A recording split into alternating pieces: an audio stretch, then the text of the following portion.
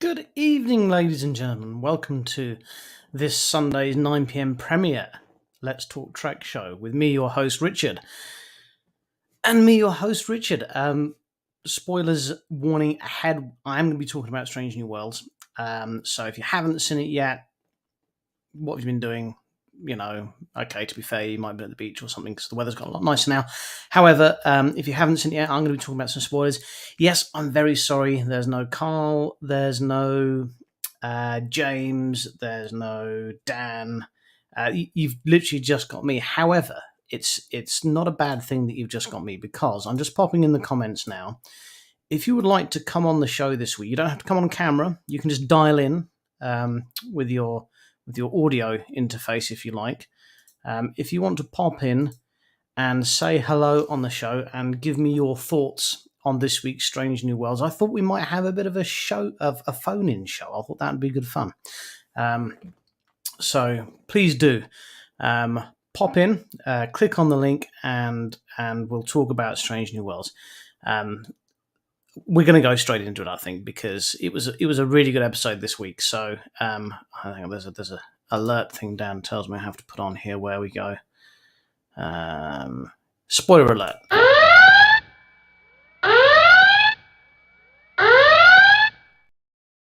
So first of all, the massive sigh of relief that it wasn't the same as the old crap they churned up to us last week. This was a really, really, really good episode of Strange New Worlds. I thoroughly enjoyed it. I thought it was fantastic.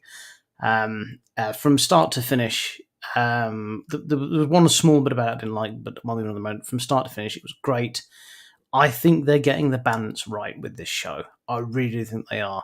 There's a very small underpinning story arc, very, very small one, which is obviously to do with the Gorn, which they laid the pipe work for in the first episode. But they're concentrating on it being a monster of the week kind of show. So I think they're keeping it entertaining. At first, you're a little bit frustrated because you're not seeing your favourite characters get to stick in the raw every week, but you're seeing more character development from the lesser characters, which is, one of the failings of Discovery. So I think that they're hitting the balance really well. And this show opens up fantastically well. I mean, the sparring scene with who's now my favourite Doctor, Dr. Mabenga, Babs Adesanquan, he's got the sexiest voice in Star Trek. And not only can he heal you, he can also kick the shit out of you. I mean, the opening sparring scene with him was just absolutely fantastic. And then we get taken on a really good, old-fashioned, proper time travel story. And we get to see a little bit of comedy, a little bit of serious acting, many, many Easter eggs. Everything goes through. So please, I've put a link in the comments if you want to talk about it. Tell us your favourite bit, tell us your least favourite bit, or just pop it in the comments. And we'll or if you want to come on again, Christoph, you're not dressed appropriately. From what I hear, you're not even dressed. You don't have to engage your camera's camera. You can just come in with a microphone and we'll have a little chat about it. So in the comments, please tell me your favourite bit of the episode. We all are going to have the same bit we didn't like. That's obvious. We'll move on to that in a moment. But for now, while you're all getting your head around that, let's have a very quick word from our sponsor. Beneres, Necopfeto, Tipo Magico, Te Garden Gizmo. Voti di Aken di Funzioni Moronico. Te Facilos Action Pumpo. Zo, ne shopping, mia coro, te Garden Gizmo. Oh, Garden Gizmo. Yeah, so if you could rush out and get yourself a garden gizmo, obviously we get a kickback of that as part of being part of the show. So rush out and get yourself a garden gizmo now. I mean, it's got pump action fantastismo. What else has that? It's a wonderful device, and if you like Star Trek, you'll like a garden gizmo. Every Star Trek fan should have one. Moving on into the show. So who do we think? Well, did everyone think it was the Time Police straight away when the guy just showed up in the corridor shot? Did we think it was going to be the temporal? I've forgotten what the temporal violations. I can't recall it, but when we kicked off with it, I kind of figured straight away it was the Temporal Violations Department, and they were looking to recruit her for something, and we were going somewhere with that. Oh, hello. So Christoph says his least favourite bit, why the Thing romance? My favourite bit, not sure. 2D chess advice. Well, I'm afraid, Christoph, I'm going to have to... when the episode started, I honestly thought, when they first got slung back together, I thought we were going to get a modern-day retelling of The City on the Edge of Forever. And I really did. And I was really buckled in for an emotional, romantic roller coaster. And I was a little bit disappointed we didn't get it. I really, really thought it was going to be something along those lines. But it wasn't. But it was nonetheless, I thought it was a very good episode. But Kirk playing chess for money in the park. And wow, these people in Canada, they play chess for a lot of money because he won a lot of money in a very short period of time playing a game that takes a very long time to play. So that was a bit, I think, perhaps was should we say, a little naff. But I thought it was very good fun. Of course, it was. It was very good fun. But yeah. Canadians there must be a thing in Canada about how much money they play chess for. It must be a big thing. Who knows? Most surprising, no Brent Spiner as Khan. Yeah, you had an opportunity to squeeze him in there, possibly not the budget. There we are. Yeah, this is why we always do the spoiler warning alert on our show. I do my best to avoid everything I can find out about an episode when it's coming up. Rather frustratingly, in our Lex Talk Trek group chat, James always puts like pictures and things in there, and I just want to stay away from it. I like to experience it in the raw. Kirk could have kissed, then shot that run, or punched her in the face. Kirk does have form for that. Kiss, then punch. Kirk foreplay, we call it. Traditional Kirk can't be an episode without... Yes, absolutely. Yeah. So many... Well, not from me. So, I really enjoyed Paul Wesley in that episode. I did not enjoy Paul Wesley's Kirk. There was nothing Kirk about his performance at all. In fairness... Kirk is a very hard act to follow, and regardless of what you think about the J.J. Abrams universe, I think that Chris Pine's follow-on Kirk, if you will, that's just impossible to match. And to be fair, Paul Wesley didn't even try. He decided to put his own kind of take on it, which I enjoyed. I thought it was great. If you can't do Kirk, then don't try and do Kirk. Just play the part and play it well. And I think he did it the right way. He did manage to get his shirt off though in the changing room, so that little nod to Kirk was fantastic. The kiss made Wesley's Kirk. Yes, well, there's what degree. You should have punched her in the face afterwards. But hey, well, no one's taken the invitation to dial in and talk about this week's show, so you're going to have to put up with me talking about it a little bit longer, but I'll wet my whistle moments. Actually, we'll have a quick word from our sponsor just while I'm pouring myself a drink.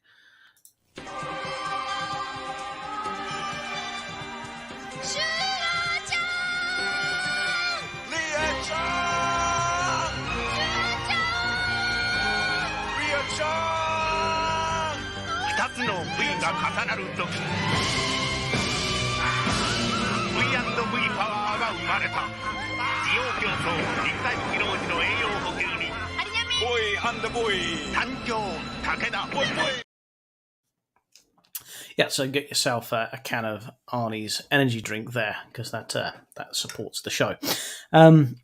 So as we got further into the episode, we established, obviously you have to establish the rules. They've got to make a couple of cock-ups for the timeline. They've got to overcome simple obstacles such as currency, which are there's almost like a tick list of things you have to do.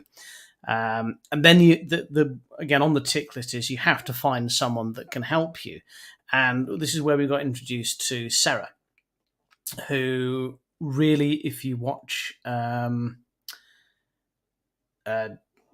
James, we're still talking. No, still talking about it, James. We got to Sarah, who, if you watch Voyager, I thought was going to be Sarah Silverman's character. And they turned that on its head, and it turned out she wasn't wackadoodle. Well, she was a Romulan wackadoodle, but there we are.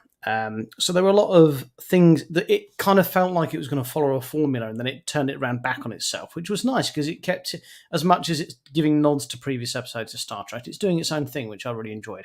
What I didn't enjoy, they had to bring Carol Kane's Pelia into it. I mean, why? She's not a bad actress. I don't know why she's playing the part. It's almost like the director said, or the casting director, should I say, said, could you try and be more annoying than Tilly in Discovery? And she went, do you know what? I got this. I can do that. I can be more annoying than Tilly in Discovery.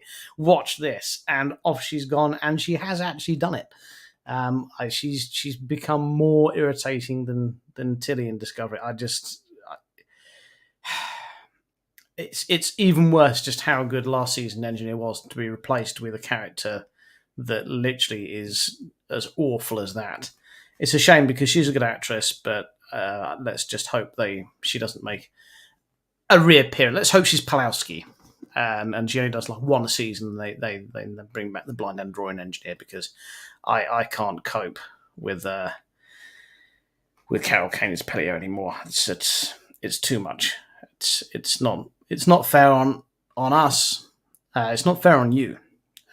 So CBS, if you're watching, Paramount, whoever's holding the strings for her, wonderful actress, really enjoy her normally, but this character irritates the bejoodles out of me, so please get rid of her. And then we steered the show, or the episode, should I say, as Christoph has touched on, with some romantic feelings that were quite clearly there. And I thought the on-screen chemistry worked. I thought it was really good. As I said before, I think possibly it was a shame there wasn't a bit more romance. And I was a bit disappointed there wasn't a kind of City on the Edge of Forever trend that was going on there. And sometimes an episode should finish and you should be done with it. And it doesn't need too much of a follow-on. But I thought the fact that she looked up Kirk at the very end was absolutely wonderful. It was a really, really nice touch. I mean, it did have a little bit of that that meme that goes around, here's my number, call me or I'll effing kill you. Like creepy thing going on. But it was fabulous all the same. I really enjoyed it. And then at the end of the episode's plot, an opportunity missed perhaps to have Brent Spiner as Khan. But hey, there you go. You're not going to get too many complaints from me. I thought it was thoroughly enjoyable. And that's the episode. Unless anyone would like to dial in and talk about let's handle some of the comments here.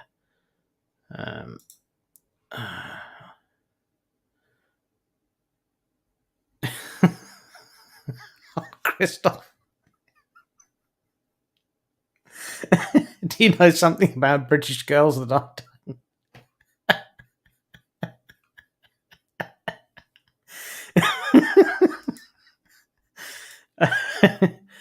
Watch the episode, yes, please do.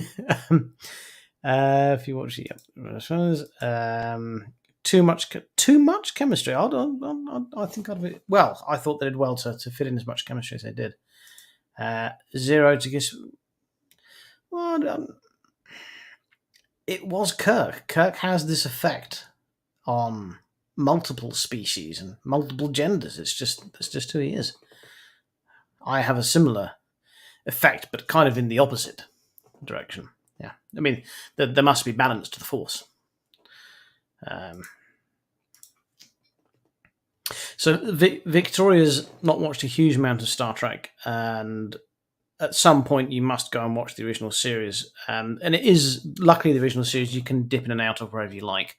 So to get the references, do dip in and watch The City on the Edge of Forever. But be prepared for an emotional roller coaster within 40 minutes. It's just incredible how much they get in there.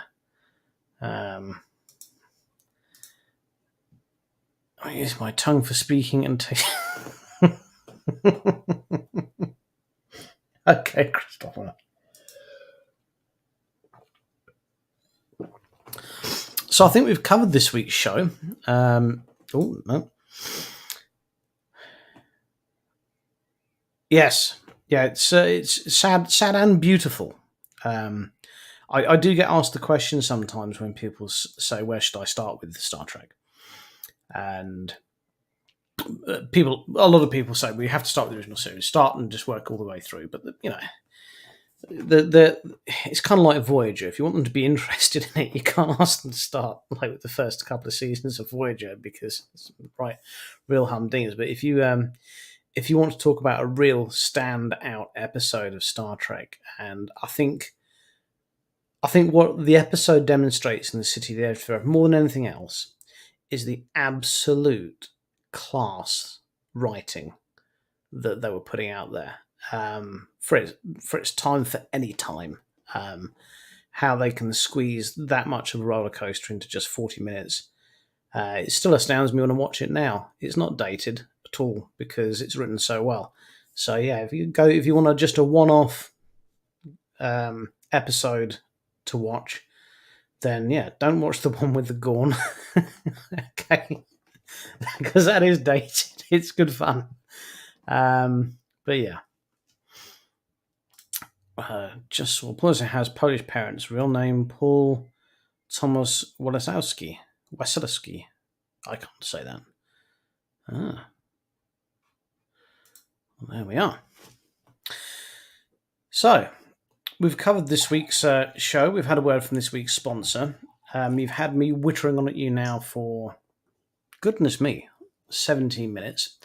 No one has shown any interest in doing the dialing and talk. So I don't really have a lot more that I can sit here and talk about by myself. So I would like to thank all of you for tuning in and just saying hello and listen to me to witter on about Strange New Worlds by myself for about 20 minutes. It wasn't difficult because it was a really brilliant episode. It was a pleasure to talk about, and it was a pleasure to be in your company. If you are watching and you've enjoyed... oh, yes, okay. I should probably talk about this. I mean, Christoph, I'm guessing that you must have watched the whole first season, and that's why you've decided that it requires saving. I'm disappointed it's not been renewed.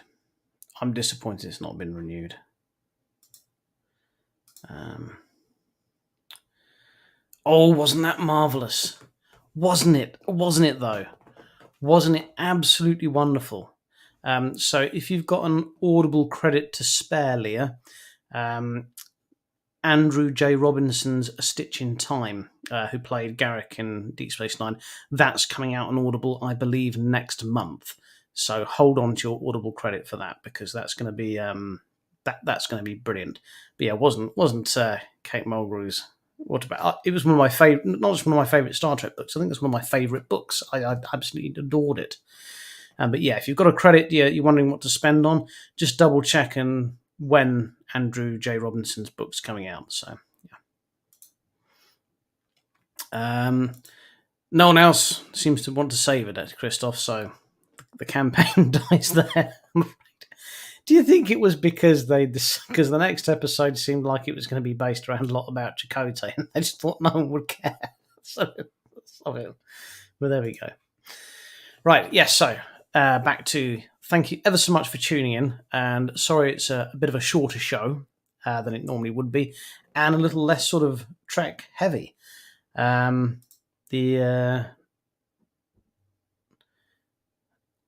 If there is and you think it should be saved, please do click on it and save it. I'd rather they spent it on Prodigy than doing another season of Discovery, but Discovery's been cancelled anyway, so we can do that. The episode wasn't bad at all, was it? Kirk's badge. It was a funny looking badge. I have to admit that was the only bit of the design production value I thought let it down. It did look a little bit like it'd been stolen off of a child's cake, but there we are. You're welcome, Leah. Thank you. 26.151. So 26 people and 0.151 of a person.